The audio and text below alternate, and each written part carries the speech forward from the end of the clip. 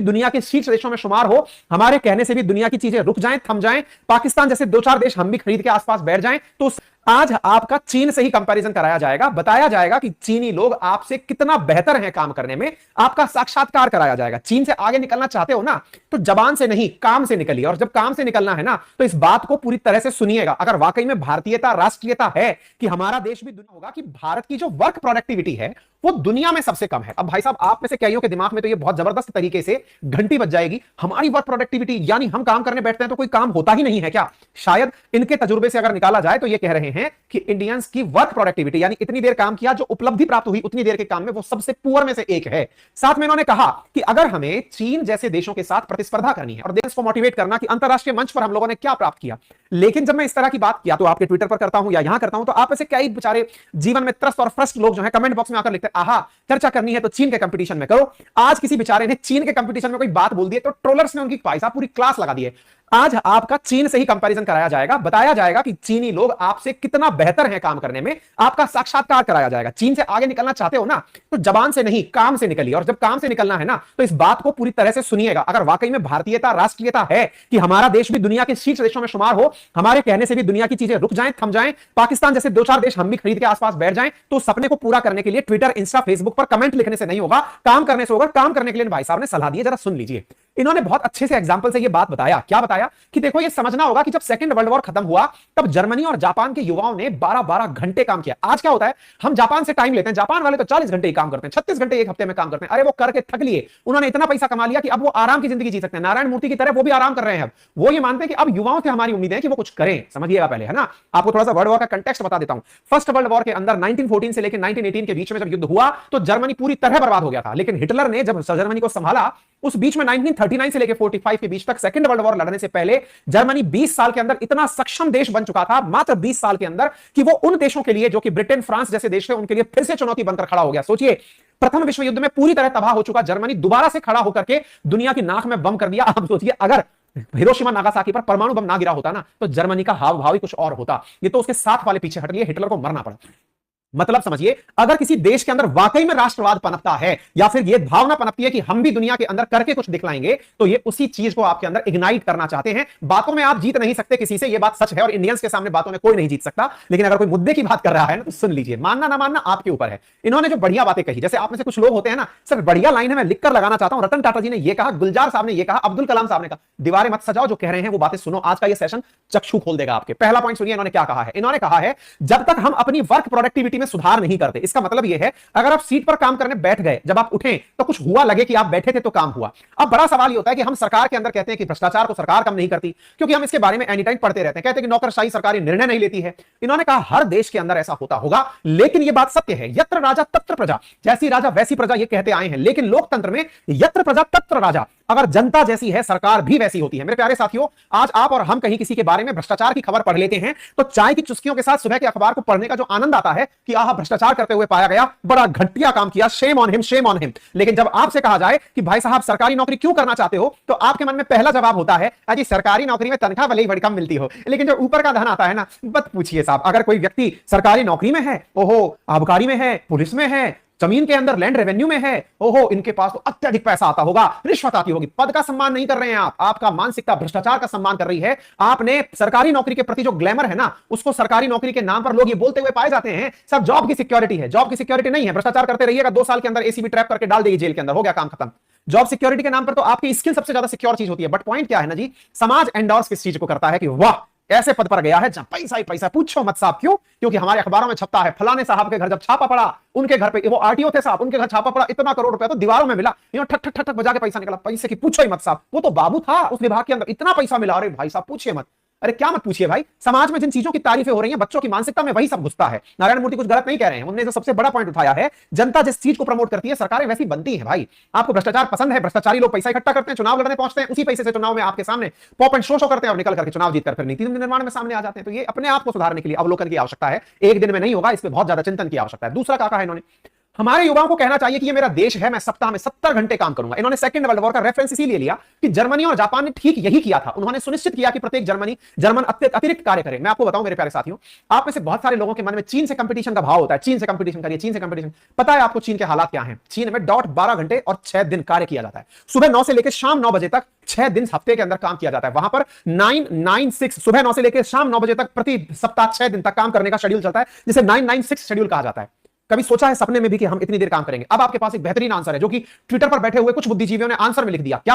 अरे सर, हमारा तो 20% टाइम तो ट्रेवलिंग में ही निकल जाता है। बहुत सही कहा आपने। आपका ट्रेवलिंग में टाइम क्यों निकलता है, इस पर भी विचार कीजिएगा, क्योंकि आप ही की तरह कोई और भाई भी है जिसने भी अपने वर्किंग आवर्स को 5 से 6 घंटे तक सीमित रखा हुआ है। वो भी बत्ती बुझा करके अपनी नौकरी की चल दिया है। जब सब जगह ही एक जैसा मुहिम चल रहा है, कोरोना में कैसे कोई ट्रैफिक फ्री होकर के घूम रहे थे आप? क्योंकि आप जैसे सब भाई डर के बैठे थे, अंदर बाहर नहीं निकलेंगे, हम नहीं निकले तो सब सही चल रहा था। लेकिन अगर हमारे मन में यह भाव आ जाए कि हर व्यक्ति अपने ऑफिस आवर्स को, अब आप में से कुछ लोग कहेंगे अजी 12 घंटे क्यों काम करना? मत करिए साहब, बिल्कुल मत करिए। आप तो काम भी मत करिए ना। कारण यह है, आप अपनी बातों पर फोकस करिए कि यदि चाइना को कंपीट करना है। अच्छा, मैं एक इंटरेस्टिंग बात बताता हूं, ये शायद चुभेगी आपको। जिस लेवल से आप लोग आज ट्रैवल कर रहे हैं ना, जिस स्तर से हम लोग आगे बढ़ रहे हैं, बड़ा खुश होते हैं ना, हम तीसरी इकोनॉमी बनने वाले, तीसरी इकोनॉमी बनने वाले। कोई सवाल पूछा क्या कभी सरकार से कि हम दूसरी इकोनॉमी कब बनेंगे, हम पहली इकोनॉमी कब बनेंगे? भाई साहब, प्रोजेक्शन में ही नहीं आता है कि हम कब बनेंगे। पूछिए कैसे? जानकर आपको आश्चर्य होगा कि चीन की जो आज की इकोनॉमी है, अगर वर्ल्ड बैंक और आईएमएफ की इकोनॉमी से कंपेयर करके चले, उनके हिसाब से चले, 17 से लेकर 18 ट्रिलियन डॉलर की इकोनॉमी वर्ल्ड बैंक और आईएमएफ मानता है। हमारी इकोनॉमी को 3.5 ट्रिलियन के आसपास माना जाता है। आपको पता है आज की कंडीशन में भी उनकी 5 इंडिया के बराबर, 5 इंडिया जितने हो जाए ना, उतनी बड़ी जीडीपी है। किसकी? चाइना की। और आप जिस तरह से आज ग्रो कर रहे हैं 6, 7, 8% के हिसाब से, राजनीति साइड में हटाइए, कोई सी भी राजनीतिक पार्टी को स्टीयरिंग पकड़ा के बिठा दीजिए, तो भी 2043-44 तक प्रोजेक्शन है कि जहां चाइना आज खड़ा है, हम 23 साल 20 साल बाद उस लेवल पर पहुंच पाएंगे। फिर से सुनिए, शायद ऊपर से चला जाए। आज जहां चीन खड़ा है, कितना ट्रिलियन? 18 ट्रिलियन डॉलर पर। अगर हम लोग आज से कलम पेन पेंसिल पकड़ के 12 घंटे प्रतिदिन काम करने उतर भी जाएं, तो 20 साल बाद वहां पहुंचेंगे। क्यों नहीं कोई आकर यह कह देता सेकंड इकोनॉमी हम बनेंगे, दुनिया की पहली इकोनॉमी? संभव नहीं है ना, अंदर से जांचने की पॉसिबल नहीं हो पा रहा है। और सुनिएगा, थोड़ा और फैक्ट जान लीजिए।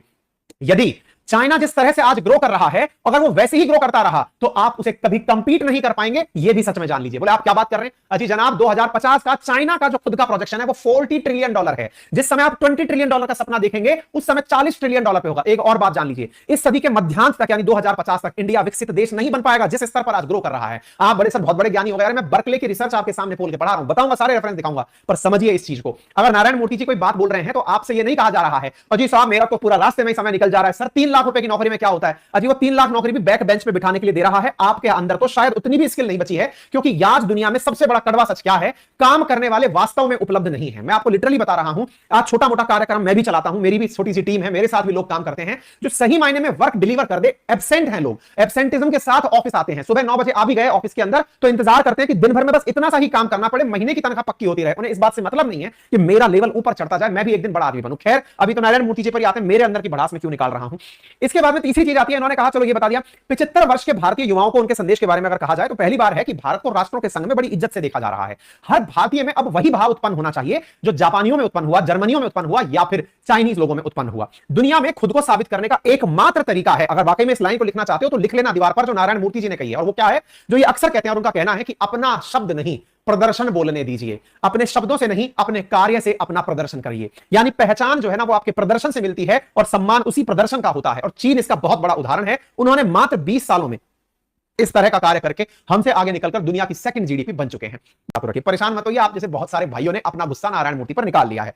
ऐसे निकाल लिया जैसे नारायण मूर्ति पर गुस्सा निकालकर उनका बॉस उनको देख लेगा, यहां भाई साहब इन्होंने तो बहुत तगड़ी बात करी है। देखिए साहब, जबरदस्त तरीके से ट्रोलर्स चल रहे हैं, ट्विटर्स चल रहे हैं, लोग ज्ञान दे रहे हैं इनको कह रहे हैं सर हम तो आज भी 12 घंटे नौकरी करते हैं। क्यों? क्योंकि हमारा 8 घंटे ऑफिस होता है, लेकिन 2 घंटे ऑफिस जाने में, 2 घंटे ऑफिस आने में। हाँ, बहुत सही कह रहे हैं। जान लीजिए जानकार ट्रोलर महोदय, जानकार बात यह है कि जब चाइना भी आपकी तरह ग्रो कर रहा था, जानकारी के लिए बता दें कि आपके बाद आजादी मिली थी चाइना को, भारत के बाद आजादी मिली थी, और वो लोग अपने यहां पर इस हद तक काम करने के लिए उतर गए थे क्योंकि उन्हें हर व्यक्ति को रोजगार देना था। आज हमारे देश में मुट्ठी भर लोगों के पास रोजगार है, बाकी लोग सरकारी नौकरी की लाइन में बैठे हैं। उन्हें लगता है, और हमारी देश की तो एक बहुत बड़ी प्रकार की बेरोजगारी है, और वो कौन सी है? हमारी साइकोलॉजिकल। हम लोग इतने ज्यादा लाचार है ना, आप इस बात को कभी फील करिएगा अंदर से। हम लोगों की असली बेरोजगारी शायद प्राइवेट और सरकारी, प्राइवेट नौकरी का झंझट नहीं है, टाइम का झंझट भी नहीं। हमारी असली बेरोजगारी तो यह है, प्राइवेट नौकरी में तो यह आदमी काम कराता है, तो बोले फिर सरकारी नौकरी चलना है क्योंकि वहां कोई काम नहीं कराता है। तो काम नहीं कराता है, इसलिए सरकारी नौकरी की तैयारी। इंडिया बड़ा बनेगा कैसे? कोई और काम करेगा तब बड़ा बनेगा। हम नहीं करना चाहते सर, हम कहां जाना चाहते हैं? सरकारी नौकरी में। बोले क्यों? क्योंकि वहां काम नहीं होता है सर, काम नहीं होता, बड़ा आराम रहता है सर, बड़ा चिल रहता है, आराम से जिंदगी कटती है। फिर बेटा एक बात बताओ, तुम्हारी तनख्वाह कहां से आएगी? सर टैक्स से आएगी। बेटा टैक्स कौन पे करेगा? तनख्वाह कहां से आएगी? सर टैक्स से आएगी। बेटा टैक्स कौन पे करेगा? सर इतना भी सोचना होता है क्या सर? सॉरी सर, जब आप जैसे भाई काम करते हैं, सरकार पैसा कमाती है, वहीं से तनख्वाह निकल कर आती है। हमारे देश में अधिकांश लोग तो इस कारण से तैयारी के बाद ज्यादा काम कर, अरे इतना काम करेंगे तो सरकारी नौकरी निकाल लेंगे, 12 घंटे अगर टेबल पर बैठा के आदमी काम कराएगा, इतना तो मैं अपने लिए पढ़ लेता तो सरकारी नौकरी। अरे तो सरकारी नौकरी का मतलब क्या है? Job security. गलत फहमी है भाई, जॉब सिक्योरिटी नहीं दे रहे हैं वो आपको असली टेंशन इस बात की काम नहीं करा रहे हैं, बस इसलिए चलना है। ठीक है, बड़े सारे लोगों ने ज्ञान दे दिया साहब, इन्हें भयंकर तरीके से, लेकिन कुछ लोग इसके साथ भी निकल कर आए, पगार बढ़ाओ सर, आप 3 लाख रुपए प्रति एनम तनख्वाह देते हैं, इतने में घर चलता है क्या? मेरे प्यारे साथियों, मैं ज्यादा तो नहीं जानता, लेकिन अपना एक छोटा सा अनुभव आपसे साझा करना चाहता हूं। हालांकि आज तक मैंने कभी इस चीज को साझा नहीं किया, अपनी टीम के साथ जरूर करता हूं। मैंने आज से लगभग 13-14 साल पहले कलम उठाई थी, है ना, पढ़ाने के लिए। उस समय मेरी तनख्वाह थी 22,500 रुपए ट्रेनिंग के दौरान, जो कि इन्फोसिस का पैकेज है ना वो। किसी ने मुझे कहा कि आप इतने में पढ़ाएंगे क्या? हमने कहा मौका दीजिए, पैसा तो हम खुद पा जाएंगे। और बोले कैसे? हमने कहा दुनिया यार हमारी काम को पसंद करेगी तो आपको भी पसंद आएंगे, और काम पसंद होगा तो आप पैसा देंगे। और उसके बाद हमने पलट कर पीछे नहीं देखा, भगवान की दया से। वो कहते हैं ना, गाड़ी है, दौलत, शौहरत, जो जो डायलॉग बोलने होते हैं वो सब भगवान ने पूरे कर दिए, सब बहुत पहले पूरे कर दिए, जो जो होने चाहिए थे भगवान के आशीर्वाद से। कारण एक लाइन में इतना सा समझ लीजिए, तनख्वाह मैटर नहीं करती है। बहुत सारे लोग, जब हम लोग जॉब के लिए कोई वैकेंसी निकालते हैं, बहुत सारे लोग हमारे पास चले आते हैं और वो कहते हैं सर जॉब चाहिए, बहुत अच्छी बात है सर, इतनी तनख्वाह लेंगे। मगर बेटा तुम तनख्वाह के बारे में चर्चा ही मत करो, तुम्हारा काम पसंद आ गया तो फिर तुम्हें हम ही नहीं जाने देंगे, तुम पहले काम के तो बनो, हमें काम का नहीं बनना है। सर तनख्वाह बताओ कितना दोगे? हमने कहा बेटा तनख्वाह हम तुमको लाख रुपया भी बोल दें, तुम्हारा काम पसंद नहीं आया तो तुम्हें दूसरे दिन वैसे भी विदा करेंगे, वर्केबल बनो। इस बात को इनके साथ साथ एडमायर किया एक और ग्रुप के मालिक ने, JSW ग्रुप जो है, जिंदल ग्रुप जो है, उनके द्वारा कहा गया, सज्जन जिंदल जी के द्वारा, कि भारत जैसे देश में 5 डे वीक नहीं होना चाहिए, 6 डे वीक होना चाहिए। मैं नारायण मूर्ति जैसे सहमत हूं। हमने भी आपसे आपकी राय जानी। ट्विटर सब्सक्राइब का जिसकी कोई फीस नहीं है, वीडियो के बगल में सब्सक्राइब का बटन है, आप आते जाते भूल जाते हैं, आप करना ही भूल जाते हैं, करिए ना, फटाफट जाइए वीडियो के साइड में देखिए, एक सब्सक्राइब का बटन है, लाल कलर का है, क्लिक कर दीजिए।